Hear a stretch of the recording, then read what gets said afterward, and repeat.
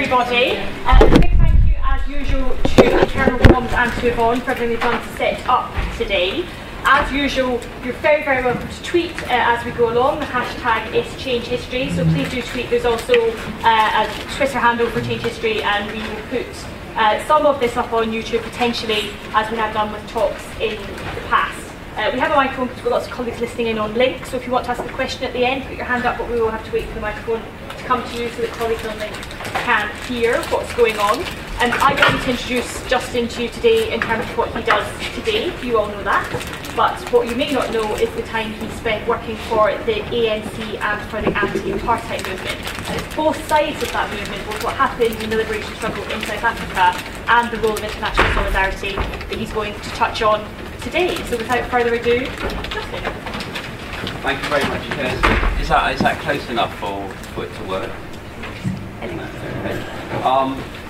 Thinking about doing this talk today made me feel very old. I mean, this goes back a long time.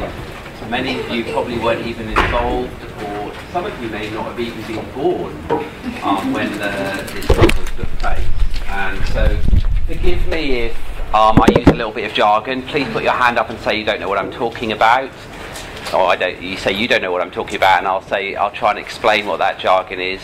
I also have a particular perspective on the anti-apartheid movement and ANC, so I also apologise to some of you who were very involved who have a different perspective. It's only mine, and it's not necessarily true, but I hope it provokes some interesting conversation with you at the end of what I hope will be a stimulating bit of input at the beginning. I was in South Africa on February the 10th, 1990, and I was in a bit of Johannesburg called Hillsborough. Hillsborough was a suburb of South Africa, of Johannesburg, which was slightly different from the rest of Johannesburg in that it was black and white people together, and it was also quite run down. It had very dodgy hotels, and I was staying in one of those dodgy hotels. And it was, for those of you who know Africa, and Southern Africa in particular, it was one of those nights where there was a thunderstorm and rain that you've never seen before. I mean, you know, it was like the sound of the rain. I'll never forget that evening, and the thunderstorm as a backdrop to it. And I was in my room and I was listening to this thunderstorm and listening to this rain, and I heard a kind of faint noise coming through in the midst of the rain and the thunderstorm, and I looked out the window. I was, I think, on the third floor of this rather strange hotel, and I looked down the street in Hillsborough, and there were hundreds of thousands of people on the streets, and they were doing this dance, this toy. I don't know if you know the toy. Anybody here able to do it? It's a kind of running on the spot and then banging your foot on the ground, and you make this unbelievable noise if you do it in time. I was always out of time. If you do it in time, it makes it unbelievable. So the thunderstorm, the rain, hundreds of thousands of people, and it was at that moment, with rumours that had been going around the international community in South Africa for days and weeks before, that everyone knew that the next day Nelson Mandela was going to be let out of prison after 27 years in captivity. And this is a picture of Nelson Mandela on February the 11th as he left prison near Cape Town. But on that night, and I'll never forget that night, I went out onto the streets into the rain, and I literally ran all night with these people celebrating the South Africans who had given their lives to fight apartheid. And I have to say, it was one of the most joyous experiences ever of my life. It was like a kind of religious experience almost. People were so happy, they were on such a high, they'd given their lives to fight apartheid, and now they were celebrating their leader about to be released from prison. And I know for many of you who have been involved in different campaigns, this isn't the defining campaign of your generation, but for my generation, the anti-apartheid struggle, which side you were on, was the defining issue, the defining struggle of our time, in the way that slavery was, the suffragette movement, the Martin Luther King movement, as Gandhi was in his time. The fight against apartheid for so many years was the issue that mobilized millions of people around the world. And that moment on those streets was a kind of moment of absolute and pure joy. It was, though, the climax of nearly 80 years. 80 years of campaigning, 80 years of struggle. And if you go back, and I just wanted to give you a few of the key dates in that history for those of you who aren't familiar with it. The ANC was founded in 1912. And I say this not because it's that important any longer, but the Communist Party of South Africa was formed in 1921. And one of the most significant things that happened in South Africa was an alliance between the African National Congress and the Communist Party of South Africa, or what then became the South African Communist Party. It's a bit like, that Life of Brian film, People's Judeans Front, the People's Front of Judea, the Judean Peoples, whatever. But so the South African Communist Party formed in 1921, and then they worked with another group to form an alliance that campaigned against the injustices of white rule in South Africa. But that whole struggle in those early days was very tough. It wasn't very militant. They had a lot of setbacks. It wasn't really until the 1950s when they had the Defiance campaign, which is when people took action a bit like they did in America with riding the buses, or how Gandhi did in India. We're defying the unjust laws, burning these passes. Everyone had to have a pass in South Africa. Schools were segregated. Black people had to live in particular areas. They began to flout those laws, to deliberately sit on the wrong places in the waiting rooms in train stations, to go into white schools, to burn their passes. That campaign of the ANC and South African Communist Party began to become more militant, and that was in the 50s. Then in 1960 there was a kind of turning moment when there was a mobilisation as part of this defiance campaign that led to a massacre in Sharpeville, the Sharpeville massacre, which was the moment then that the whole struggle became more militant. The ANC were then banned by the South African government, and as a result of the ANC being banned, the ANC decided to launch a military struggle, and they formed a military wing called Umkhonto weSizwe, which means Spear of the Nation. And that military wing went underground to fight, but it was very small. But they were homemade bombs. Nelson Mandela went abroad to learn, went to Tunisia, I think to Ethiopia, to Ghana. He got support from the Soviets and the East Germans to actually begin to set up training camps. And then he came back to South Africa, but at the moment he came back, nearly the whole leadership of the ANC were arrested at a place, at a farm. I think it was Lillislip Farm, and then there was a massive trial called the Rivonia trial, which was basically the whole leadership of the ANC, minus Nelson Mandela, who was then on the run, but he was then stopped at a roadblock and arrested too, and then he joined the Rivonia trial. And this was like the whole leadership of the ANC was taken in one go, and then a few of them, Oliver Tambo and a couple of others, fled overseas and set the ANC up in exile. The ANC was basically destroyed then, and it wasn't until the 70s, with the rise of more militant student movements, mainly not attached to the ANC, but the Black Consciousness movement, which was a more, Malcolm X, was more about making South African for Africans, and the ANC was a non-racial movement, black and white, and they were very militant, that led to another massacre. I think there's a picture of the young boy that was killed, Hector Pieterson, in one of those. If you could go on one picture, no, we'll come back to the Freedom Charter. This is Hector Pieterson, who was killed, I think, in June the 16th, 1976, and still June the 16th is a day of memorial in South Africa. And this young boy, they were protesting against Afrikaans, the language of the white community, the Afrikaner community in South Africa, being forcibly taught in African schools. and this young boy was killed, and this became the famous picture that went around the world, I think by a journalist called Sam Ntulu, that went around the world and exposed the barbarity of the apartheid military system. So that led to a huge revolt across South Africa, and this generation of young people then were also arrested or fled overseas, and a number of them went to join Nelson Mandela, who was on this island off Cape Town, this prison called Robben Island. I don't know if any of you have been there, but it's a long boat journey to Robben Island, and nobody, I think, apart from bar one person, has ever escaped to it, which was from another century. And this young generation went to join them, and and the ones that managed to escape went overseas and got military training. And even though they were from another movement than the ANC, because of the South African Communist Party, were the most organised.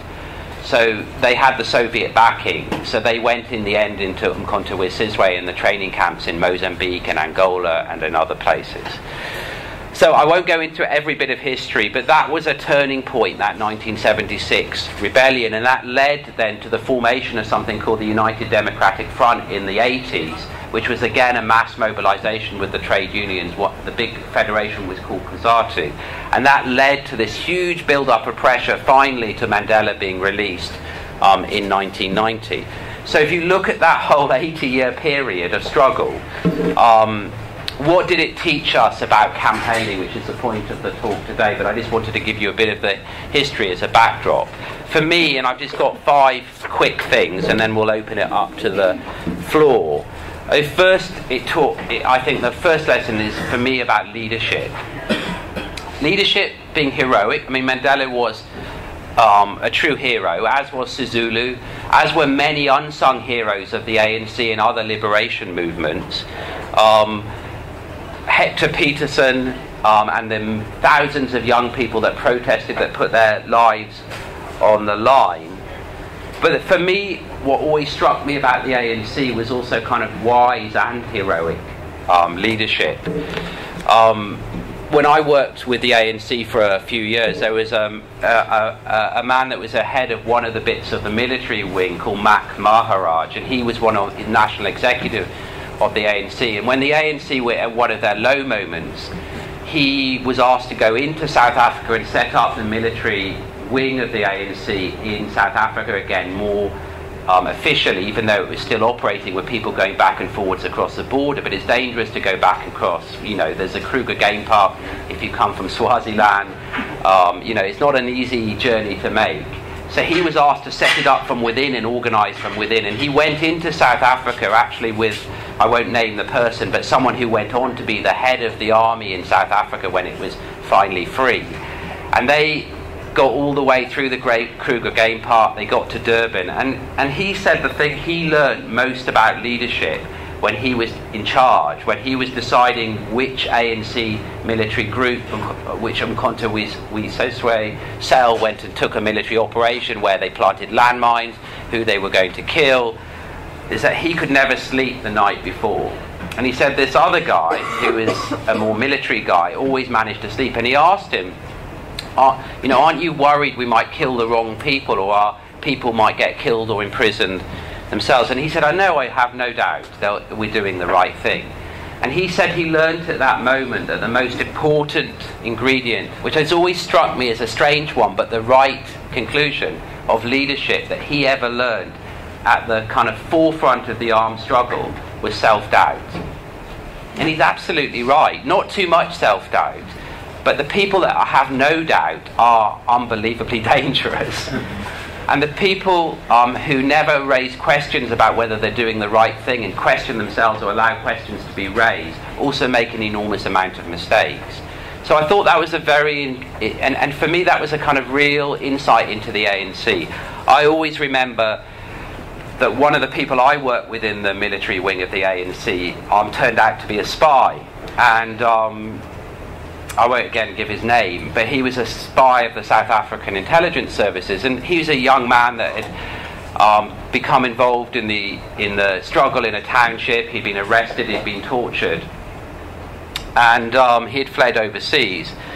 And because of that torture, because of the threats to his family, he had been forced to trade intelligence and and become a spy. And my ANC friends, in the end, because it was the very end of apartheid, said to me, you know, let's understand this young man is damaged. And in the end, I actually had him for Christmas at my family home when we finally were in the UK, when this was all over. Because in the end, I think he was also a victim of apartheid. And that kind of thoughtful leadership by the ANC, and there are examples of non-thoughtful leadership of the ANC, which I can give later, which we can come to, always struck me that there was a core element of the African National Congress who understood that self-doubt, who understood that more generous form of leadership. That's the first thing, leadership, heroic and wise. Secondly, resilience. The ANC over 80 years had terrible moments. As I say, the Rivonia trial, when they lost their whole leadership, whole periods in the 20s and 30s where they lost their way. At one point during the Defiance campaign, I think 8,000 people were arrested in 2 days. So there were whole moments where it felt like there was no way forward. And I think the one thing I learned about campaigning is that sometimes you need to keep going, and that you keep your eye on the prize, and that you are resilient. I also learned this in politics, working, you know, in election campaigns, some of them that lost, that you do actually keep going, and you can actually come through this stronger, and actually the coming through is part of building the campaign. And I think there were moments in this whole episode of 80 years where the ANC could have given up, that people burnt themselves out, they lost their families, their friends were killed, their friends were imprisoned, where people kept going regardless, at a great personal cost, but they kept their eye on the prize of winning. The third example I wanted to give was about mass mobilisation. And this might seem obvious now, with all campaigning being about mass mobilisation. But I think the type of mass mobilisation of those days, I mean, you go even further back with Gandhi, you look at Martin Luther King, you look at these mass grassroots mobilisations where people take on injustice. So, I mean, I think there's a picture here of Nelson Mandela in one of burning his own past. This was the day, I think, 8,000 people were arrested for doing similar things. And I think that, not actually in this case using any military or armed struggle, but using your own action to provoke the state to arrest you, was an act of defiance, was a form of mass mobilisation. And I think many of you will remember later on in the 80s and 90s, hundreds of thousands of people demonstrating in South Africa, marching, demonstrating, collecting in stadiums against the wishes of the apartheid state. And that mass mobilisation gave a kind of confidence and moral authority to the African National Congress, which allowed them to overcome the violence of the state. The fourth, actually no, I just want to give one other example of mass mobilisation. If we could go to the Freedom Charter slide here. So this was a kind of different type of mass mobilisation, which I think is being lost a little bit in the history of the world, which is that the ANC in I think it was 1955, June the 26th, 1955, at a place called Kliptown, came together with delegates from right across Africa, thousands of people, and wrote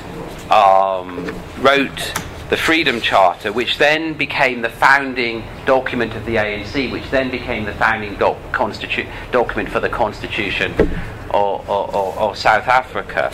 I'm not sure if I've got with me the actual first words, but it's worth, if you have a moment ever, to read. I'm not sure I've got it here. It's worth it, though, even if I haven't, taking a moment to read the first few paragraphs of this document, because it stands the test of time.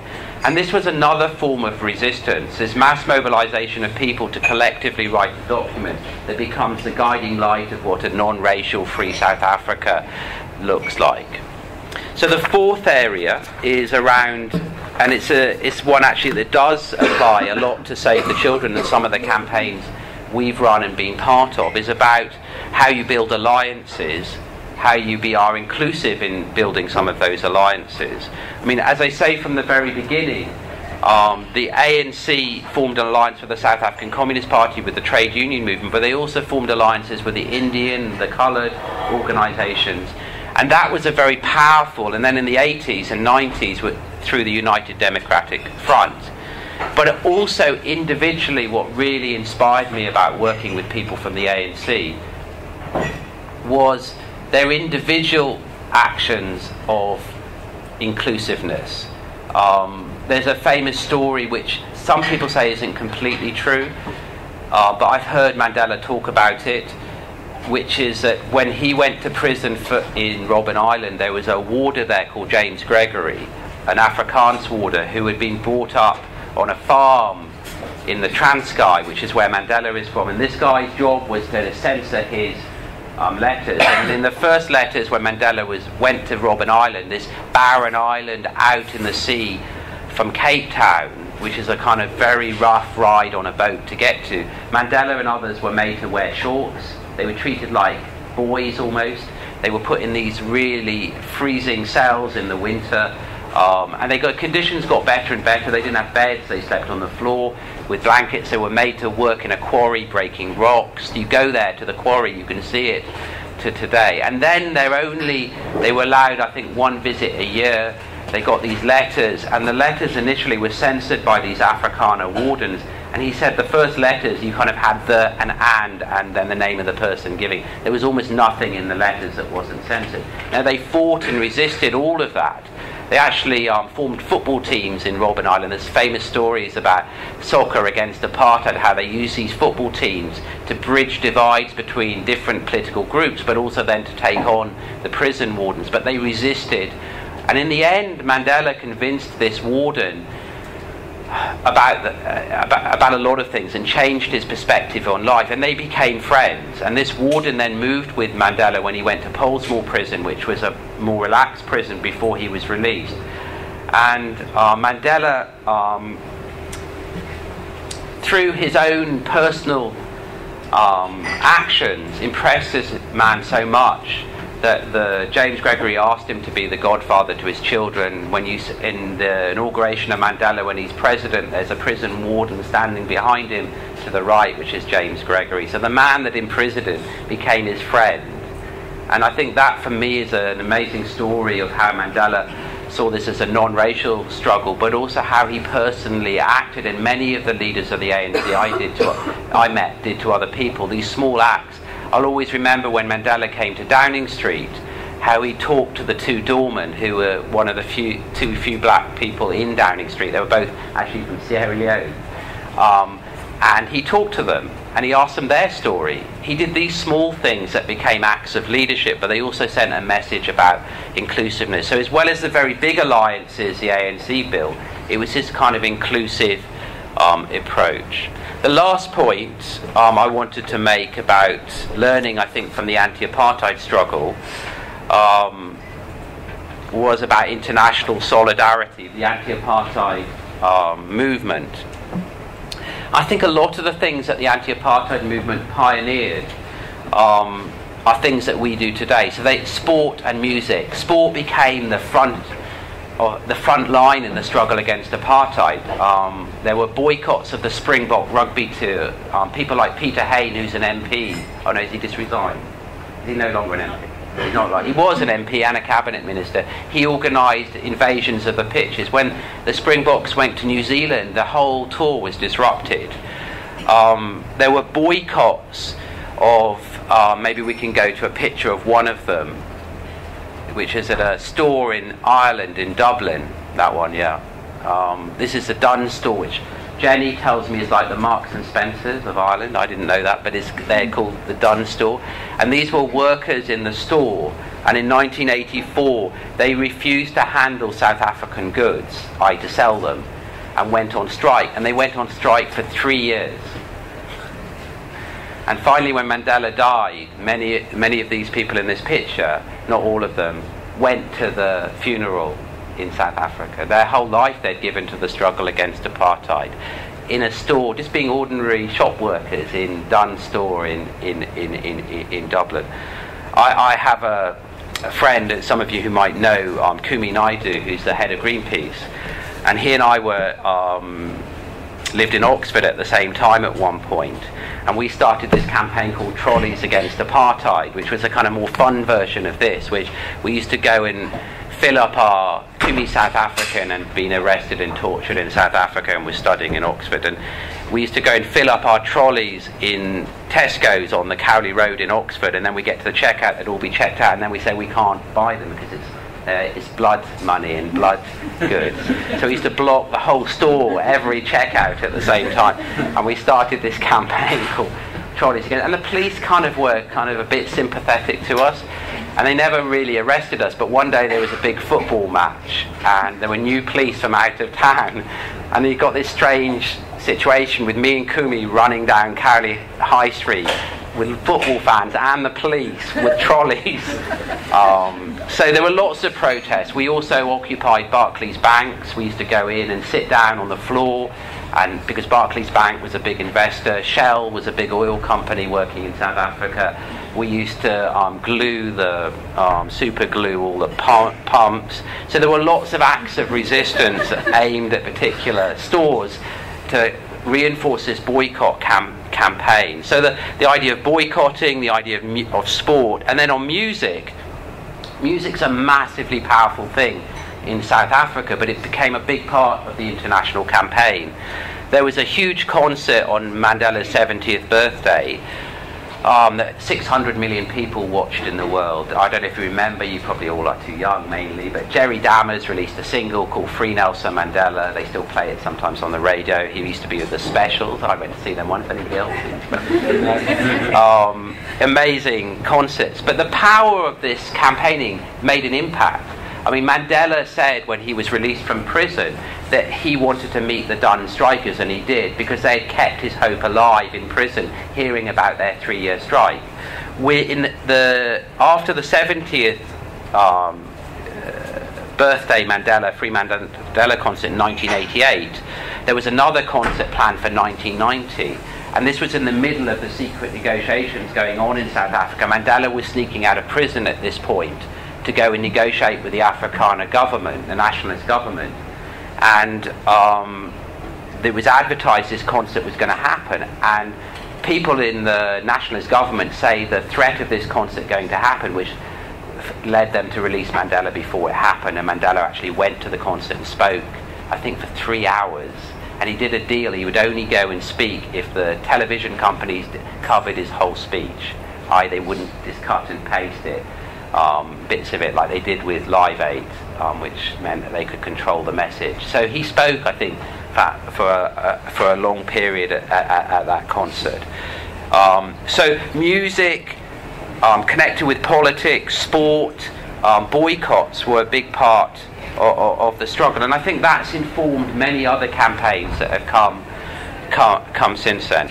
I mean, the last thing I would say before handing it over to you, and any questions or thoughts or additions you would like to make from your own experiences, is that I think that the thing that struck me from all the South Africans I worked with, white, black, Indian, is that was an amazing bravery and commitment to fight apartheid, but also how the campaign itself created a solidarity. I've never, some of the people I worked with, I still don't know their names to today. I mean, we worked a little bit underground in South Africa, and I had a name and they had a name. I don't know their names, but I've never been so close to people. The solidarity of that campaign, and the people that were in the Anti-Apartheid Movement who used to occupy Barclays Bank or do trolleys against apartheid. That solidarity, that feeling of you can almost do anything when you have that passion and solidarity together. But it's also bravery, and I thought I would end just by reading from Nelson Mandela at that trial in the 1960s, the Rivonia trial, the famous trial of all the leadership of the ANC. Everyone expected the death penalty to be given to all of the ANC leadership. And Mandela said, did an amazing speech, which is also worth reading. But at the end of that speech, he said, and I'll quote and then hand over to Kirsty, During my lifetime, I have dedicated my life to this struggle of the African people. I have fought against white domination, and I have fought against black domination. I have cherished the ideal of a democratic and free society in which all persons will live together in harmony and with equal opportunities. It is an ideal for which I hope to live for and to see realised. But, my Lord, if it needs be, it is an ideal for which I'm prepared to die. I think that's one of the most poignant speeches and closing paragraphs I've ever read. Thank you.